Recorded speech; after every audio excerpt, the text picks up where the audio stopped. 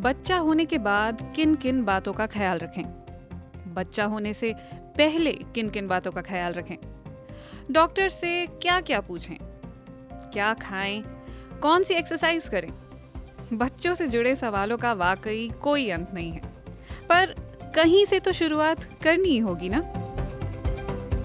तो चलिए करते हैं शुरुआत और आज समझते हैं कि बच्चा होने से पहले किन किन बातों का ध्यान रखना जरूरी है। नमस्कार, मैं हूं ईशा और आप देख रहे हैं सेहत टॉक, जहां हम खुलकर बात करते हैं सेहत से जुड़े उन मुद्दों की जिन पर लोग अक्सर चुप ही रहना पसंद करते हैं।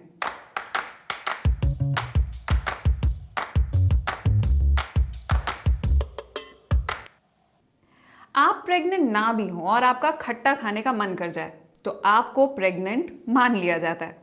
अरे भाई, प्रेगनेंसी में हर किसी का खट्टा खाने का मन नहीं करता है।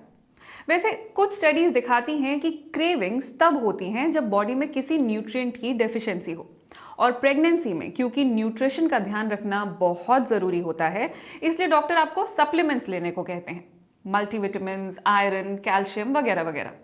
तो जिन महिलाओं में इन न्यूट्रिएंट्स का पूरा बैलेंस होता है उन्हें अक्सर क्रेविंग्स नहीं होती हैं। वैसे एक और वजह भी है क्रेविंग्स की, गेस कीजिए। And you are absolutely correct, hormones.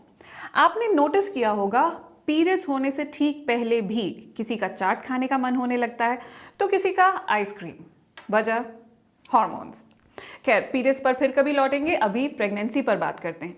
एक चीज है जिसकी आपको जितनी मर्जी क्रेविंग हो लेकिन प्रेगनेंसी में कोई खाने नहीं देगा, वो है पपीता। कच्चा पपीता, पक्का पपीता, क्या फर्क है दोनों में? चलिए डॉक्टर से पूछते हैं। Papaya, raw papaya or semi-ripe papaya has got papain in it and starch in it, which can cause contractions in the uterus, and that leads to abortion. But it is actually, if a lady is eating ripe papaya, it is absolutely safe throughout the pregnancy. यानी सिर्फ कच्चे पपीते की मनाही है, पक्के की नहीं। आपका पपीता खाने का मन है, बेशक खाएं, लेकिन अपनी डॉक्टर से भी जरूर पूछ लें कि कब, कैसे और कितना पपीता खा सकती हैं। चलिए देखते हैं और क्या क्या खा सकती हैं आप। मिर्च मसाले खाने में भी अमूमन कोई दिक्कत नहीं आती। अगर पहले से इसकी आदत है तो प्रेगनेंसी के दौरान बदलाव की कोई जरूरत नहीं। लोग सिरके से परहेज करने को भी कहते हैं, इससे भी कोई परेशानी नहीं होती। हाँ, किसी भी चीज का जरूरत से ज्यादा इस्तेमाल हमेशा नुकसानदेह होता है। और अगर अंडा खाना पसंद है तो इस बात का ख्याल रखें कि अंडा पूरी तरह पका हो। कच्चे अंडे में, कच्चे मांस और मछली में हानिकारक बैक्टीरिया होते हैं, ठीक से पकाने पर ये मर जाते हैं। कुछ मछलियों में मर्क्यूरी यानी पारे की मात्रा बहुत ज्यादा होती है, ये बच्चे के विकास पर असर डालता है, तो इससे दूर रहना चाहिए। मछली खाने का मन है तो डॉक्टर से पूछ लीजिए कि कौन सी सही है और कौन सी नहीं, और ये भी पूछिए कि कितना खाएं। क्या 2 लोगों के लिए खाएं? Actually, it's a myth that a woman should eat for 2 during pregnancy. In the first trimester and maybe the first half of the second trimester, they don't need any extra calories.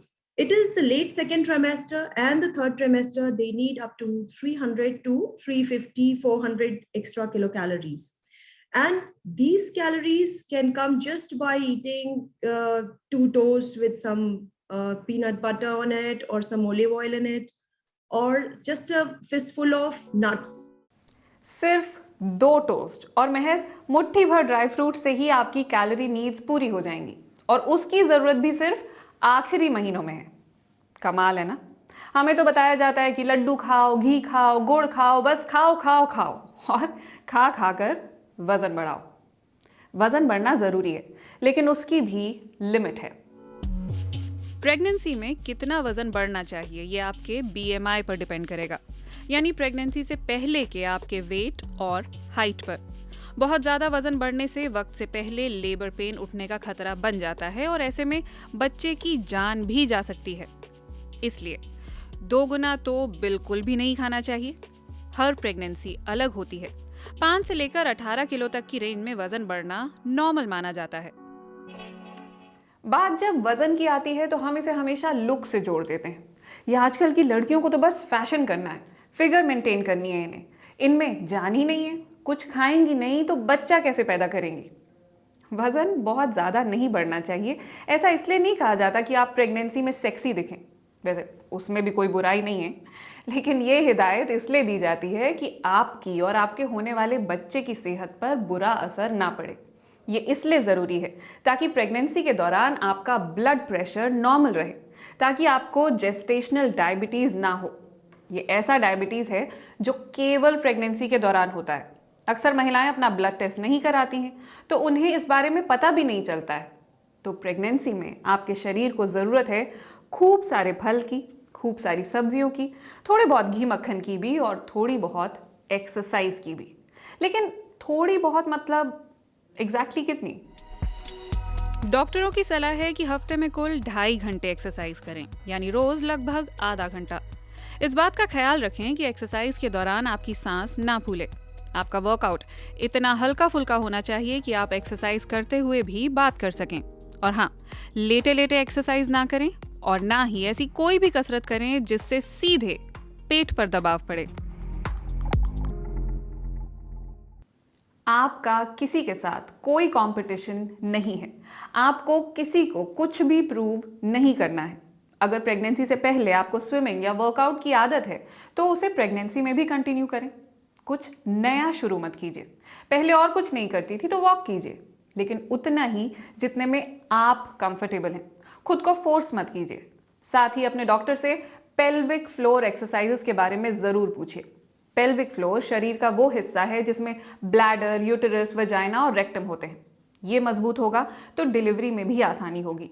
साथ ही pregnancy के दौरान exercise करने से postpartum depression से भी बचा जा सकता है। पोस्टपार्टम डिप्रेशन क्या है नहीं जानते हैं तो एपिसोड 1 के लिंक पर क्लिक कर सकते हैं। कुल मिलाकर बात यह है कि गर्भवती महिलाओं को 2 लोगों के लिए खाने की जरूरत नहीं है। अपनी डाइट में कोई बदलाव करने से पहले डॉक्टर से इस बारे में बात करें। जब तक डॉक्टर ना कहे तब तक बेड रेस्ट भी ना करें और सही मात्रा में एक्सरसाइज करेंगी तो आपको और बच्चे को दोनों को फायदा होगा। तो आज के लिए बस इतना ही। अगले हफ्ते फिर मिलूंगी आपसे एक नए मुद्दे के साथ। तब तक अपनी सेहत का रखिए ख्याल। नमस्कार।